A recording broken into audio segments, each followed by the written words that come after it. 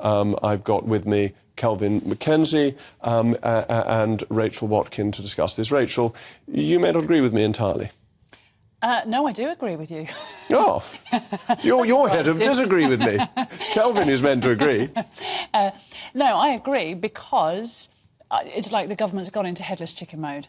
Yet again, we have got a government that is going back on what they've promised. You know, Trump, love him or hate him, you knew where you stood with him. And if he said that he was going to do something, he followed it through, on the whole. But we're back now to a situation where we can't trust the government, and what's worse for industry, businesses like mine, is when are we going to find out which rules are being kept and which ones aren't, and where does that leave us? Because there's all sorts of laws on maternity, on workers' rights, on product legislation. When are we going to know?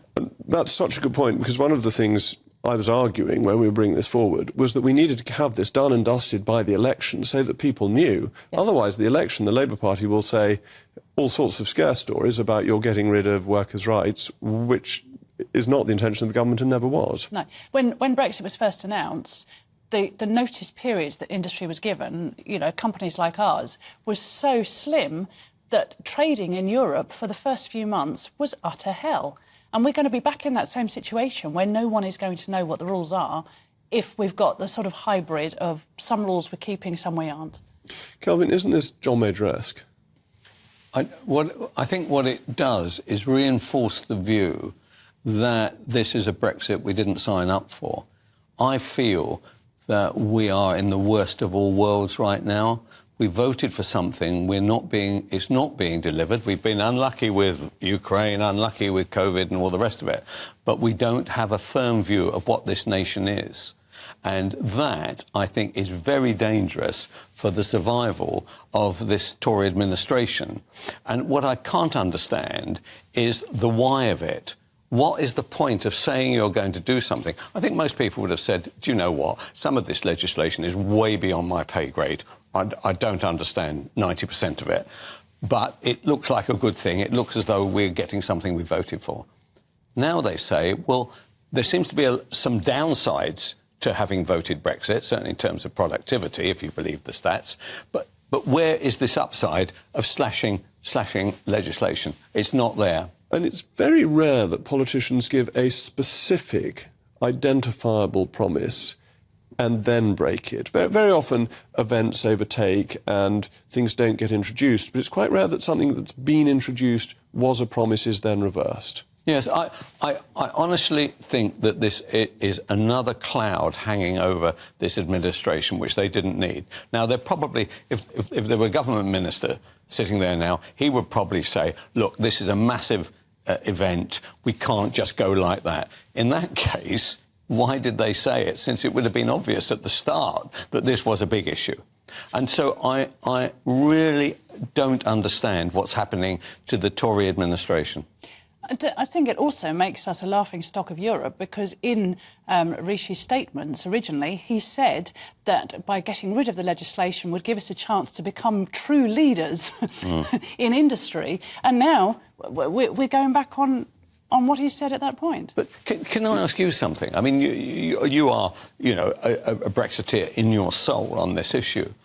Can I honestly ask you, would you still vote for Brexit, having seen what has now happened and the fact that the government are now bailing out with a whole series of things, and there seems to be no impetus within this administration, and we certainly know the next one, would you still have voted for it? Unquestionably, because my reason for voting for Brexit was always about democracy. And the thing about democracy is you're entitled to vote for governments who do things that you want, but other people are entitled to vote for governments who do things you don't want. And that was fundamental to my support for Brexit. I thought it was a huge opportunity for people of my views who want deregulation and so on. So what happens now to all, as you pointed out, to all the Tory MPs who voted to a man and a woman that this was to happen, and now they get told, I'm sorry, folks, we don't quite understand what we're going to do? Well, I mean, I think the interesting thing, actually, is, Kelvin, that you raised on Whitehall not being able to do the work. Now, is this good enough that in businesses set out a plan, they work to it, and they make things happen? That's what leadership in business is about, isn't it? Can I be really controversial and say, well, the strikes probably aren't helping. That's true. If the civil service is striking, they won't be able to do the work. But it's not an excuse. They knew the work that was involved. So to raise that as an excuse now doesn't make sense. And the job of ministers is to provide leadership to departments to get things done. It's always difficult to get things done. And whether you are pro-Brexit or anti-Brexit, the fact is we are here. So we just need a clean cut, move on, and then everybody knows where they stand. But is that going to happen anyway? Isn't one of the points about this? They now want to go through it line by line. Won't this all get kicked into the long grass anyway? I mean, is there really any possibility before the next election that this lot will all be dumped? Well, I think the problem is that the legislation will be less clear because they're going to have a facility to review some of these laws over an indefinite period, which is exactly what the House of Lords doesn't like anyway. Also think it empowers the House of Lords to be difficult over other things as well, because the House of Lords had a big victory. Having won this and having had the Archbishop speak out against the immigration bill, can you see the House of Lords rolling over on the immigration bill? Probably not, no. I mean, oh, no, they're definitely not going to do it. They're definitely not going to do it. And one of the issues is that Rishi's getting himself into the position of the old phrase of being in office but not in power. I mean, people want boldness.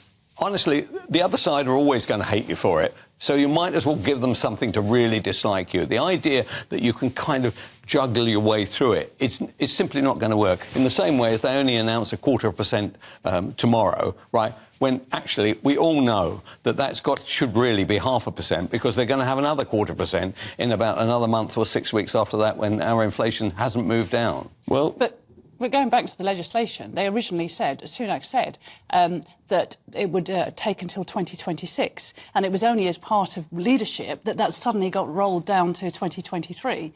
So they knew they'd bitten off more than they could chew with that promise. Well, there we go. Biting off more than one can chew. But thank you to my panel. They'll be back with us shortly.